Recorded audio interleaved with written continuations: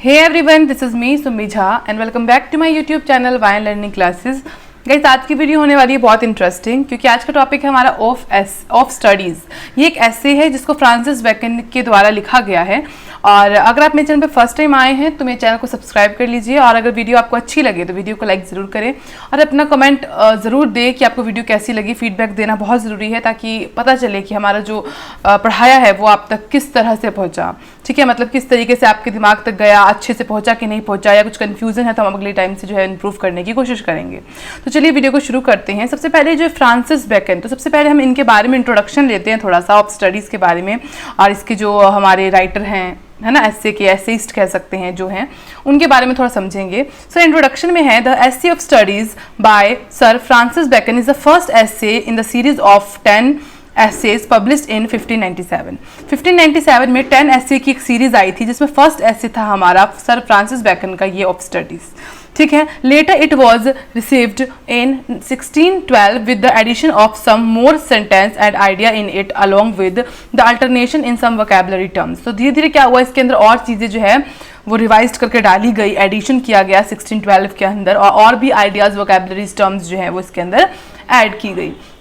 Now, this essay is regarded as Bacon's masterpiece enriched with stylish Latin vocabulary, fresh in new ideas, logical, irrelevant themes in wisdom of the world। बोला कि ये जो ऐसे है ये bacon का, यानी कि जो हमारे फ्रांसिस बैकन है इनका मास्टरपीस है जो इन्होंने लैटिन वोकैबुलरी में लिखा हुआ था और इसके अंदर न्यू आइडियाज़, लॉजिकल आइडियाज़ थे, थीम्स वगैरह थी और विजडम यानी कि बुद्धि ऑफ द वर्ल्ड, मतलब बहुत बुद्धिमानी से उन्होंने जो था ये पूरी दुनिया का इसमें चीज़ें लिखी हुई थी। So for these reason the essay is still popular among individual of all ages। बोला है कि इस रीज़न की वजह से जो है, क्योंकि ये ऐसे के अंदर इतने सारे न्यू आइडियाज़ थे, फ्रेश आइडियाज़ थे, रिलेवेंट थीम्स थी और विजडम ऑफ द वर्ल्ड यानी कि दुनिया भर की बुद्धिमानी थी। तो इसके अंदर इतनी सारी अच्छी चीज़ें होने की वजह से ये बहुत ज़्यादा पॉपुलर थे सभी एजेस के बीच में। ये ऐसे को जो है पढ़ना सभी एजेस के लोगों को जो है वो कुछ बहुत ज़्यादा जो है वो पसंद होता था। अडॉप्टिंग अ डिडास्टिक अप्रोच द ऐसे informs the reader about the benefits and uses of studies in one's life। यानी कि इस ये जो हमारा ऐसे था, ये जो ऐसे रीडर को क्या इन्फॉर्म करता था, बेनिफिट्स इन्फॉर्म करता था और यूजेस इन्फॉर्म करता था कि हर एक की ज़िंदगी में इस ऐसे का, स्टडीज़ का क्या महत्व है। ठीक है, अब अगर बात करें हम समरी की, तो यहाँ तक तो हमने कुछ इंट्रोडक्शन पढ़ लिया कि फ्रांसिस बेकन कौन थे, उन्होंने कब ये लिखा था, है ना। फ्रांसिस बेकन कौन थे ये तो नहीं, बट फ्रांसिस बेकन का ये जो सीरीज 10 सीरीज में से कब पब्लिश हुआ, फिर कैसे ऐड हुआ, इसके अंदर क्या क्या इन्होंने लिखा है जो कि इनकी काफ़ी फेमस ऑफ स्टडी ऐसे है। तो ये सब तो हमने थोड़ा बहुत इंट्रोडक्शन ऑफ स्टडीज़ का ले लिया। अब अगर हम बात करें समरी की, तो चलो समरी को हम रीड आउट करते हैं। तो समरी में है Bacon is more of a philosopher and moralistic than an essayist.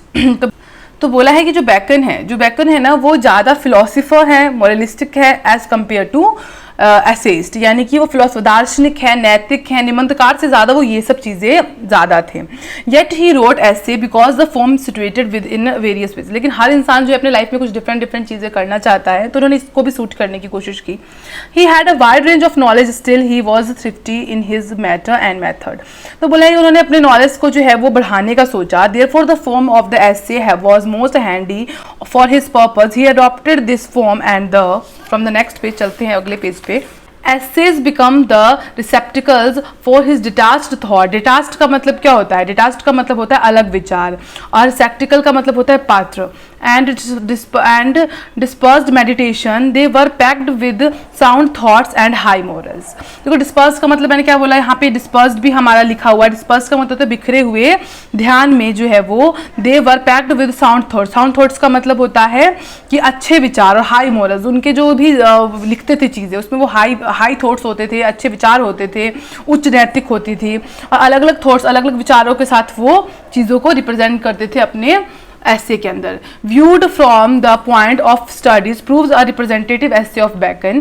तो ये रिप्रेजेंटेटिव ऐसे था बैकन का of study. It contain sound ideas, यानी कि साउंड आइडियाज़ का मतलब क्या था, अच्छे विचार, अच्छे सोच होती थी, प्रैक्टिकल एडवाइस होती थी इसके अंदर। The art of success among man in is the subject of his ऐसे, यानी कि किसी भी इंसान के अंदर, किसी भी आदमी के अंदर जो है एक सेल्फ क्या बोलते हैं, आर्ट ऑफ सक्सेस, यानी कि सक्सेस की कला जो है इसका एक मुख्य विषय था।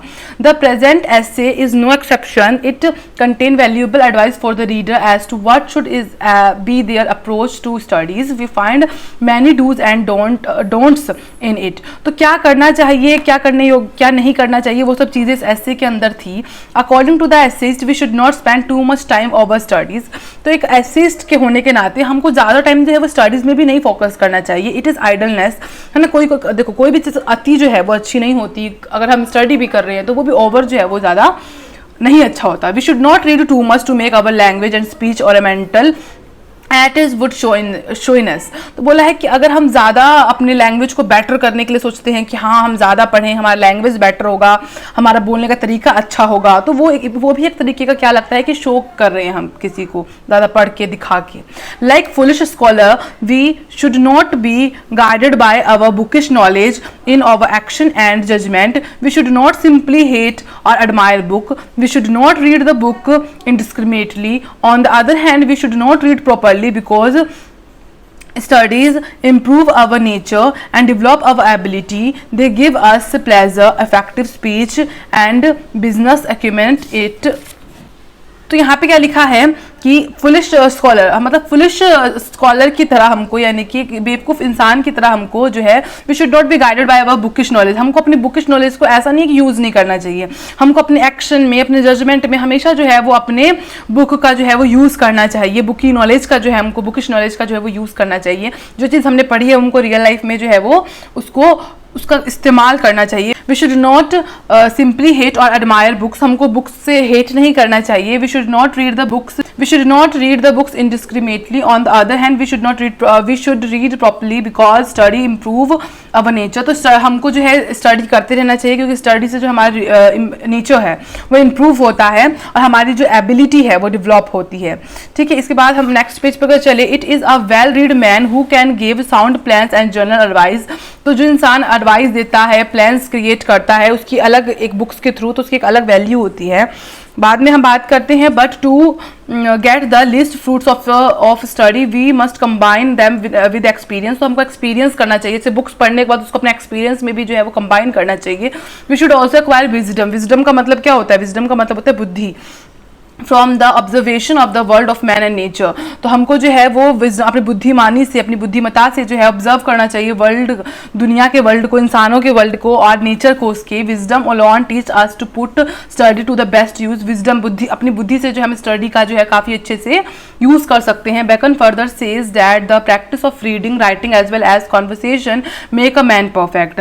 बेकन का कहना है कि प्रैक्टिस, यानी कि रीडिंग के प्रैक्टिस से, पढ़ने की प्रैक्टिस से, लिखने की प्रैक्टिस से और साथ साथ कन्वर्सेशन क्या होता है? बोल विचार किसी के साथ करने से हम जो है परफेक्ट इंसान बन सकते हैं। Reading makes a man replete with lessons. हम नई रीडिंग से हम जो है वो नए लेसन सीख सकते हैं, इन्फॉर्मेशन सीख सकते हैं। राइटिंग से जो है हम अपने अंदर जो है आइडिया को डिफाइन कर सकते हैं और कन्वर्सेशन करने से हम अपने आप को एक्टिव बना सकते हैं। But deficiency in any of these three things may be made up in other ways. लेकिन अगर इसमें से किसी एक चीज़ की भी कमी होती है तो हम किसी अलग ही दिशा में चले जाएंगे। Lastly he says that appropriate study can remove all mental defect just as proper exercise heal all physical maladies. तो स्टडी करने से जो है हमारे अंदर जो है वो सभी मेंटल स्ट्रेस जो है वो दूर हो जाते हैं, जैसे कि एक्सरसाइजेस करने से जो हमारे फिजिकल स्ट्रेस दूर होते हैं। ठीक है, now our next paragraph. The whole essay is serious और argumentative. The point are logical and sound. There is high moral seriousness all along. Is an impersonal and aphoristic essay. The essay's only purpose here is to teach and not to please. So there is no place for wit and humor in the essay. क्या बोले, ये जो पूरा essay बिल्कुल serious और argumentative है, मतलब इसके अंदर कुछ भी ऐसा हंसी मजाक वाला कुछ नहीं है। हर चीज़ जो है वो आपको स्टडीज़ के बारे में, लॉजिकल चीज़ों के बारे में, अच्छे विचारों के बारे में, नैतिकता के बारे में बताया गया है। और साथ में ये बोला इसका पर्पस यही है कि कुछ सिखाना, कुछ सीखना, ना कि रिक्वेस्ट करना। और विड का मतलब क्या होता है? विड का मतलब होता है बुद्धि और ह्यूमर का मतलब होता है हास्य। तो इस ऐसे में कोई ना बुद्धि, इसमें नो प्लेस फॉर विड और ह्यूमर का कोई जगह नहीं है, हास्य का कोई जगह नहीं है। इट इज़ टू विडी, विडी का मतलब है प्रभावपूर्ण। इट इज़ टू विडी टू बी चैटी और कन्वर्सेशनल, यानी कि बातूनी चीज़ों का इसमें कोई वो नहीं है, अपना से अपना ध्यान रखो, है ना, स्टडीज में focus, the grace, the intimate tone and the personal touch, lightness and as that account for the popularity of Lamb essay. अब लैम्प एसे में क्या होता है, क्या क्या चीज़ें हैं वो सब बताया, ग्रेस है उसमें, इंटीमेट टोन है, पर्सनल टच है, लेकिन ये जो है लैम्प एसे से बिल्कुल डिफरेंट है। आर टोटली लैक्ड हेयर, इसमें लैम्प एसे का हर चीज़ जो है वो है ही नहीं, लैकिंग का मतलब होता है होना ही नहीं है, मतलब एक पॉइंट भी नहीं है। But Bacon is not to be blamed for this, लेकिन बैकन इस चीज़ के लिए ब्लेम नहीं करता, as his motive is altogether different. Assassination of practical wisdom is his end of study serves this end. ठीक है, आगे है, the essayist is unusually thrifty in the use of thoughts and words. He indicates no taste for veracity. His ideas are scantily dressed in filthy sentences. As a result, many of his sentences are current as proverb. For example, reading maketh a full man, conference ready man, and writing an exact man. The sentences are nearly all short and crisp. Each sentence contain matter for a paragraph of an ordinary writer. Bacon wrote mostly in Latin, and we find Latin phrases even his essay. He did not entertain good opinion regarding the worth of English language, yet his essays are model or prose writing of his time. तो क्या बोला है, उनके विचारों पर घटिया वाक्यों पर बहुत कम लिबास है, यानी कि वो अपने विचारों में, अपने ऐसे में जो है वो घटिया चीज़ें बहुत कम डाला करते थे, विचार नहीं होते थे, वाक्य नहीं होते थे, परिणाम स्वरूप उनके कई वाक्य कहावत जैसे होते थे। यहाँ पे क्या बोला, as a result many of his sentence are current as proverb, तो कहावत जैसे होते थे। जैसे एग्जाम्पल में ले लेते हैं कि reading make a full man confidence, मतलब क्या होता है कि पढ़ना एक पूर्ण आदमी बनाता है, सम्मेलन के लिए तैयार आदमी बनाता है, और लिखना एक सटीक आदमी बनाता है। यानी कि उनके हर एक ऐसे की हर एक लाइन में कहीं ना कहीं जो है वो कहावत का मिश्रण होता था। और बैकन का जो लिखने का तरीका था वो मोस्टली लैटिन लैंग्वेज था, और वो लैटिन फ्रेजेस ज़्यादातर अपने एसेज में यूज़ करते थे। उनके ऐसे इतने इंटरटेनिंग तो नहीं होते थे, इंग्लिश लैंग्वेज को ज़्यादा प्रमोट तो नहीं करते थे, लेकिन फिर भी अपनी तरफ से वो लैटिन चीज़ों में अपने जो मतलब ऐसे हैं उसको लिखते थे। If compared with that of lamp of study will be regarded as slightly inferior essay, तो उससे डिफरेंट है थोड़ा बहुत के काफ़ी डिफरेंट है ऑफ स्टडीज जो है लैम्प के ऐसे से। And but this comparison will be unjust. Bacon and Lamp belonged to two school. तो ये जो Bacon है और Lamp है, एक तरीके से देखा जाए तो दो अलग अलग विद्यालयों से हैं। Of studies remain one of the most celebrated essay of its type. तो इसमें जो है बेस्ट अगर कहा जाए तो of studies जो है वो ज़्यादा सेलिब्रेट किया गया है।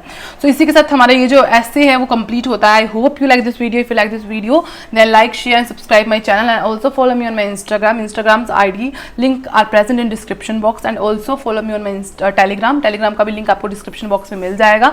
And if you want the PDF of this note तो वो आप वहाँ पे जाके डाउनलोड कर सकते हैं। और साथ में मिलते हैं नेक्स्ट वीडियो में, तब तक के लिए जय हिंद, वंदे मातरम।